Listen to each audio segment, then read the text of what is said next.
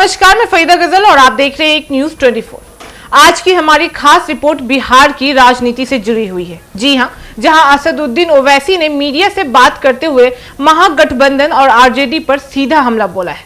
ओवैसी ने कहा है कि अब गठबंधन पर और इंतजार नहीं किया जा सकता है। उनका आरोप है कि आरजेडी और महागठबंधन मुस्लिम वोटों का इस्तेमाल तो करते हैं, लेकिन मुस्लिम समाज को नेतृत्व देने से कतराते भी हैं। उन्होंने कहा है कि हम केवल वोट बैंक नहीं है, हमारी भी अपनी राजनीतिक आकांक्षाएं हैं।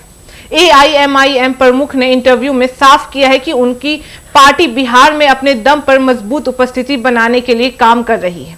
वे मुस्लिम और वंचित समाज को सीधे नेतृत्व देने की कोशिश भी कर रहे हैं। बता दें कि ओवैसी के मुताबिक आरजेडी ने वर्षों तक मुस्लिमों को सिर्फ समर्थन देने वाली ताकत बनाए रखा है, लेकिन असर प्रतिनिधि नहीं दिया है। उन्होंने कहा है कि 2020 विधानसभा चुनाव में एआईएमआईएम को सीमांचल इलाके में अच्छा समर्थन मिला था, जिससे यह साबित होता है कि लोग बदलाव चाहते हैं।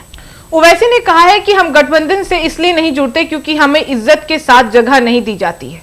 हमारे लोगों के लिए टिकट और नेतृत्व दोनों ही चाहिए। इंटरव्यू में उन्होंने यह भी कहा है कि एआईएमआईएम की रणनीति अब सिर्फ सीमांचल तक सीमित नहीं रहेगी, बल्कि पार्टी राज्य के अन्य हिस्सों में भी उम्मीदवार उतारेगी। ओवैसी का मानना है कि मुस्लिम और पिछड़े वर्ग के युवाओं को अब पारंपरिक दलों से उम्मीद नहीं रही है, इसलिए वे नए विकल्प तलाश रहे हैं। उन्होंने यह भी दावा किया है कि महागठबंधन की सरकार से जनता नाराज है और यह गुस्सा आगामी चुनाव में भी दिखाई देगा। ओवैसी ने बेरोजगारी, शिक्षा और स्वास्थ्य के मुद्दों पर सरकार को घेरा है और कहा है कि केवल वादों से काम नहीं चलेगा, जमीनी बदलाव भी बेहद जरूरी है। एआईएमआईएम प्रमुख ने महागठबंधन के नेताओं पर झूठे वादों का आरोप लगाया है। उनका कहना है कि यदि मुस्लिम समाज को वाकई बराबरी देनी होती तो इतने सालों में उनका नेतृत्व विकसित होता। ओवैसी ने आगे कहा है कि हम किसी की कृपा नहीं, अपने अधिकार के लिए राजनीति कर रहे हैं। इस इंटरव्यू का सबसे अहम पहलू यह है कि ओवैसी ने पहली बार इतनी खुलकर आरजेडी पर हमला किया है। उन्होंने साफ कर दिया है कि एआईएमआईएम अब अकेले चुनावी मैदान में उतरने के लिए बिल्कुल तैयार है।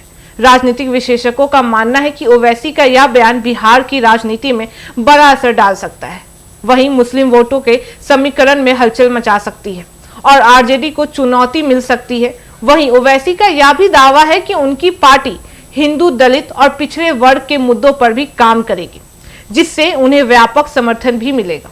इंटरव्यू के अंत में एआईएमआईएम प्रमुख ने कहा है कि हमने बिहार के लोगों के बीच रहकर काम किया है, हम उनकी आवाज बनना चाहते हैं। हमारी राजनीति सिर्फ वोट बैंक की नहीं है, असली हक दिलाने की भी है। इससे यह स्पष्ट है कि बिहार में आगामी चुनाव से पहले ओवैसी की रणनीति और बयानबाजी महागठबंधन के लिए सिरदर्द बन सकती है। अब देखना बेहद दिलचस्प होगा कि आरजेडी और अन्य दल इसका क्या जवाब देते हैं।